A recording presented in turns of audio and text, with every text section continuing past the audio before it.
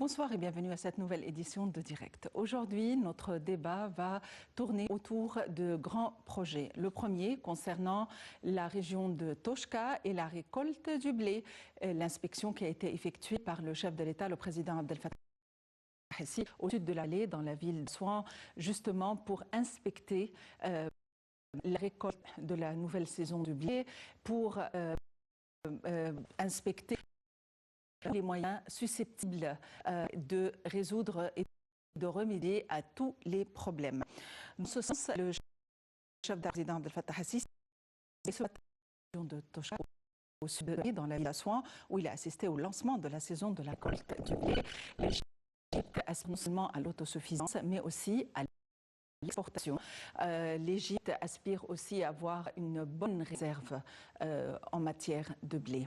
Aujourd'hui, nous allons consacrer aussi une deuxième partie à la nouvelle capitale administrative pour passer en revue les travaux qui se déroulent là-bas et pour savoir où en sommes-nous.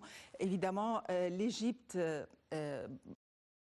est par la croissance démographique, la capitale, le Caire, est une capitale surpeuplée et donc la nouvelle capitale administrative est une solution justement pour être une débouchée, pour offrir une vie, une utopie à la population égyptienne de manière à remédier à cette centralisation et à ce surpeuplement.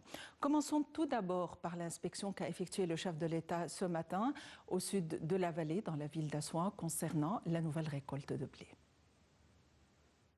After the meeting.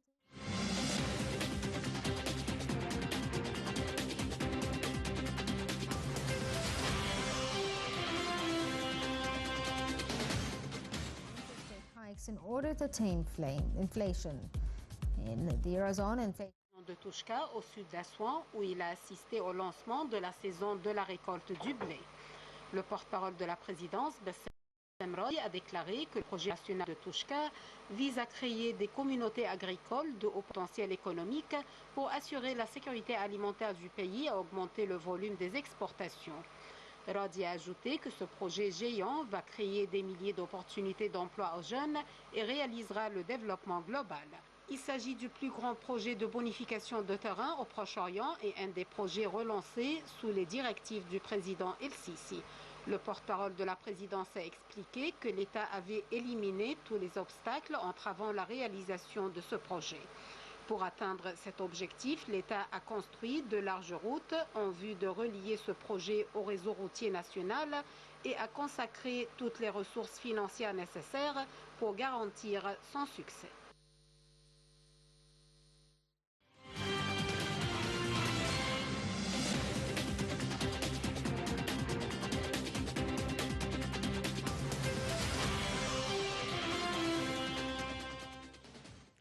Et pour nous donner davantage d'explications, nous avons le plaisir d'avoir en ligne Dr Abdel Nasser Taha, expert en économie.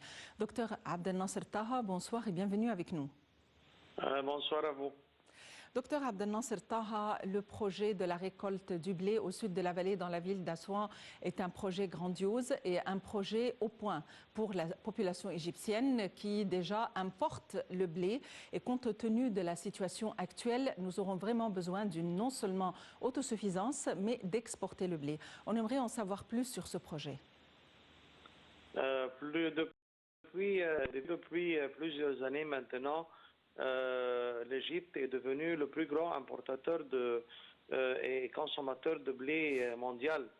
La direction par le chef d'État et la suivi par lui-même directement a donné au gouvernement égyptien une chance maintenant de commencer un plan énorme, comme vous avez expliqué, de production de blé. Notre importation dépasse les 12 millions de tonnes par an.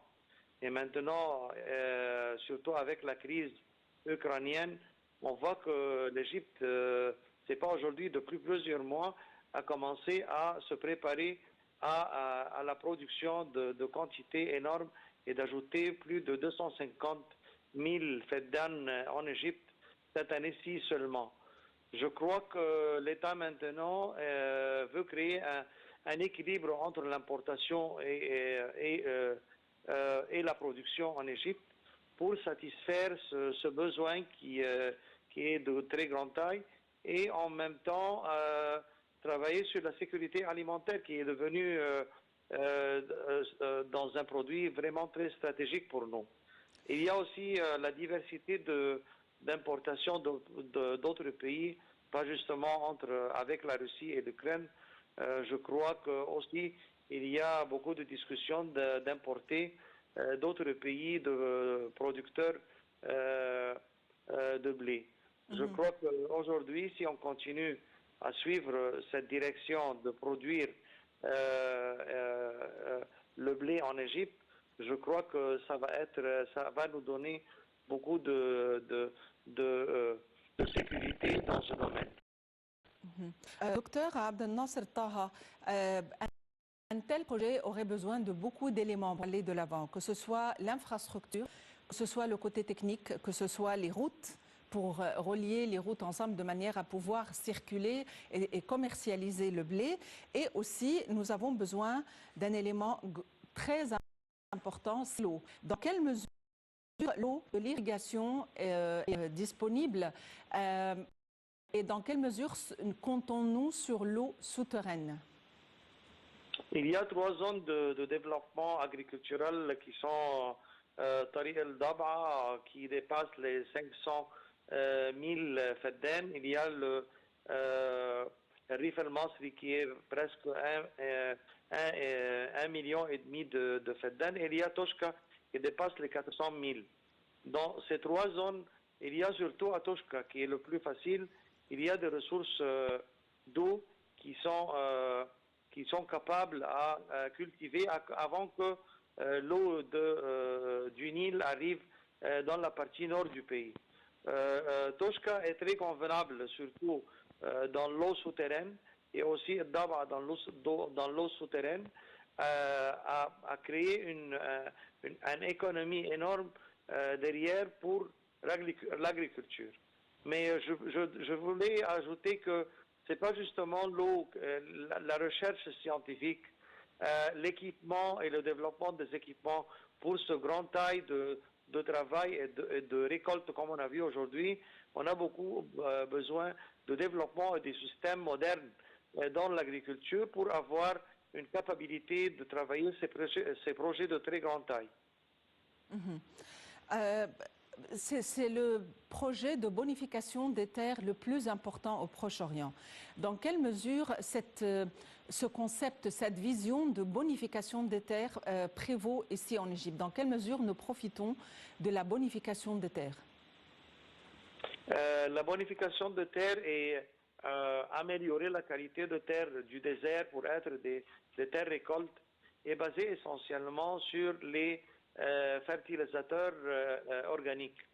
Je crois qu'avec la nouvelle loi de l'environnement, la transformation des résidus agricoles en fertilisateurs agricoles et écologiques est un projet très essentiel pour améliorer la qualité de la terre et avoir une terre récolte ça va durer presque au moins 3 à 5 ans pour avoir pour changer la qualité de terre et avoir une terre prête à faire des produits agriculturels. Ça prend du temps et c'est aussi convenable avec le grand plan de l'environnement et de la préservation de l'environnement de transformer les résidus agricoles en fertilisateurs.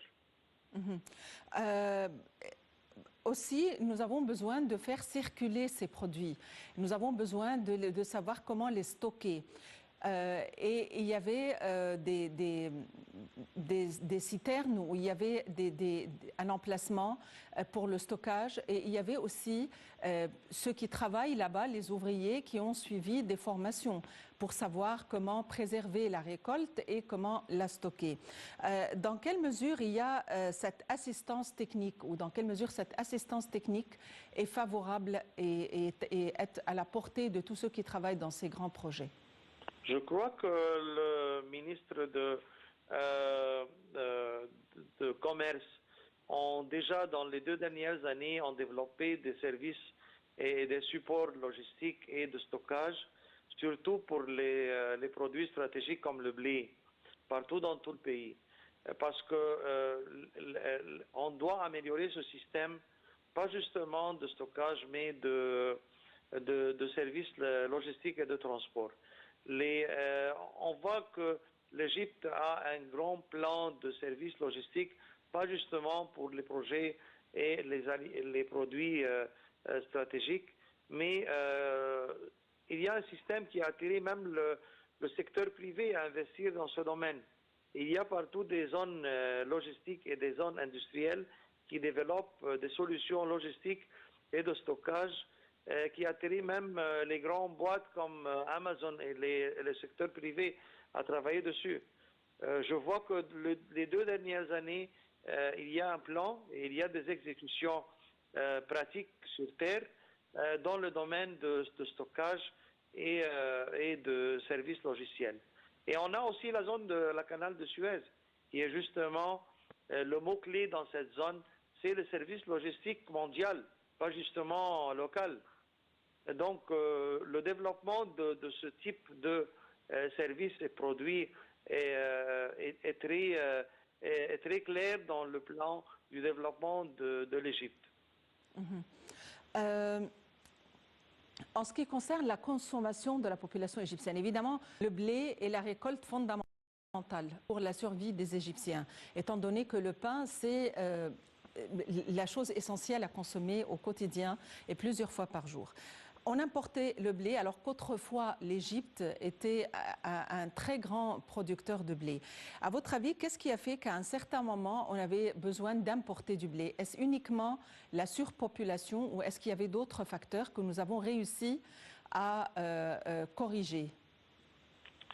Une population qui dépasse les 100 millions d'habitants. En plus, il y a une croissance qui dépasse les 2 millions, 2 millions et demi par an.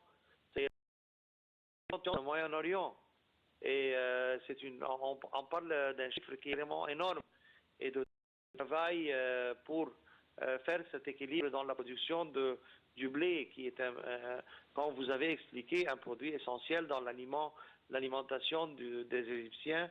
C'est pas un petit dossier, c'est un dossier énorme. Et le travail dessus a été ignoré depuis plusieurs années. Maintenant, c'est le temps de chercher comment créer l'équilibre et qui va prendre beaucoup de temps en même temps, mais on a commencé à grande taille et j'espère dans 3-4 années, il y aura un équilibre au moins l'importation générale des produits alimentaires en Égypte dépasse 70% à cause de la population et la croissance de la population. Maintenant, comme on commence un grand projet et on met beaucoup d'infrastructures, beaucoup d'investissements, des fonds qui travaillent et des grandes boîtes et des fonds monétaires qui travaillent dessus, je crois que dans 3-4 années, on aura des solutions beaucoup plus convenables et une situation beaucoup plus meilleure par rapport à la situation aujourd'hui. À votre avis, quand est-ce qu'on pourrait s'attendre à un vrai rendement de ce projet? Ça prend beaucoup de temps. Aujourd'hui, dans un an, on a réussi à commencer presque 250 000 fedden justement pour le blé. Si on continue avec ces normes et ce taille de développement, je crois que ça va prendre au moins 5 à 7 années pour avoir un équilibre convenable sur ce produit essentiel. Est-ce qu'il y a d'autres projets à Toshka? Je ne suis pas au courant, mais Toshka est idéal pour l'agriculture écologique surtout et organique. Pourquoi est-ce que cette région est idéale? Il n'y a plus de pollution dans cette région. Il y a l'eau du Nil qui vient directement. Tout est très loin de la population des grandes villes où il y a la pollution. Et l'Égypte peut jouer un rôle dans les légumes, par exemple, et les fruits, comme exportateur de légumes et fruits qui ont un rendu économique aussi convenable pour l'Europe. L'Égypte peut travailler sur l'exportation des produits de légumes vers l'Europe surtout de Touchka, parce que la communauté européenne insiste que l'exportation soit sur les produits et éléments organiques. Et surtout à partir de l'année 2020, les conditions d'exportation vers la communauté européenne insistent que la production soit organique. Et ici. Je crois qu'il y a beaucoup d'investissements en Égypte, beaucoup de produits qui sont cultivés directement pour l'exportation de l'Europe. Docteur Abdel Nasser Taha, vous êtes expert en économie. Merci beaucoup d'avoir été avec nous aujourd'hui. En fait, c'est le moment ou jamais, vraiment, de focaliser sur ce projet grandiose, de par le poids de la démographique, de par l'édité qui sur l'importation du blé, par la nécessité autosuffisante et de voir un moment en matière de devises étrangères à l'exportation. Nous avons un réseau énorme qui est construit durant les dernières années de manière soit beaucoup plus sécurisée et de manière relier toutes les parties de l'Égypte en très proche avec les pays voisins de manière à rendre service au commerce intra-africain, commerce intra-arabe et de manière à réaliser un meilleur échange.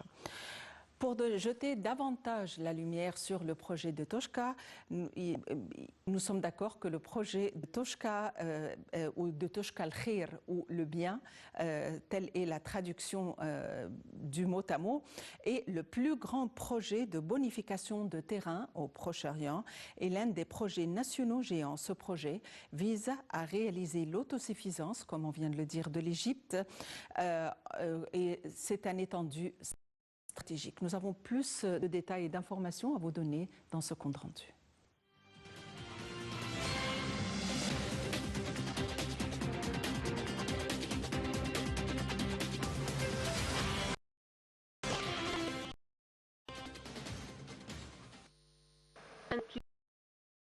Un projet d'obligation de terrain au Proche-Orient et un projet géant. En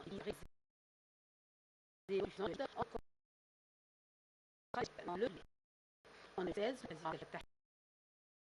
le projet, après les difficultés de lancement en 1997, le projet de tout bonifié et de cultiver 450 000 francs en récolte valables d'être cultivés. Ce gros projet intervient dans le cadre de la mise en place par l'État en vue d'élargir la superficie habitée de 5% à 20% de la surface de l'Égypte.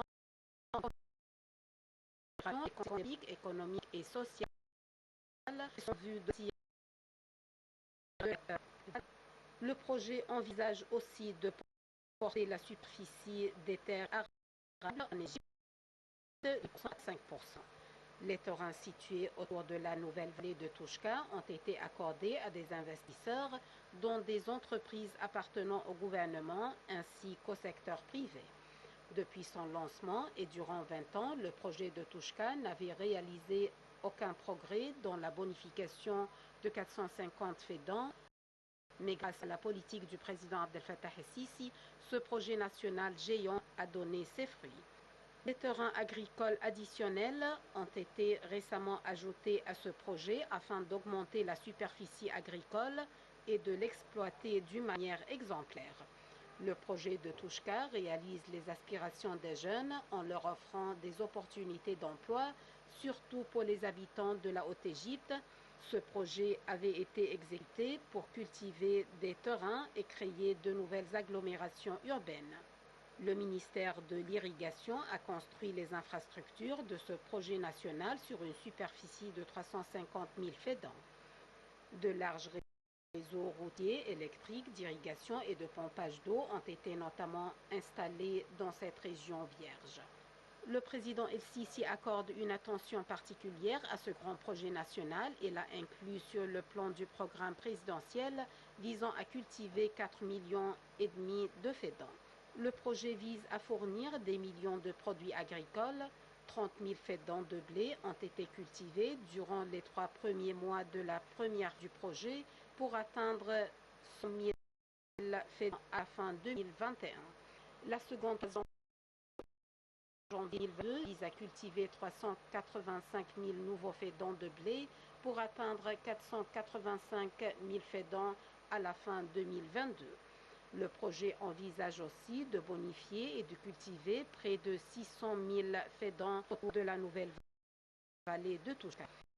L'État a plus de 1 million de palmiers arabes distingués dans cette région. Le projet de Touchka vise également à cultiver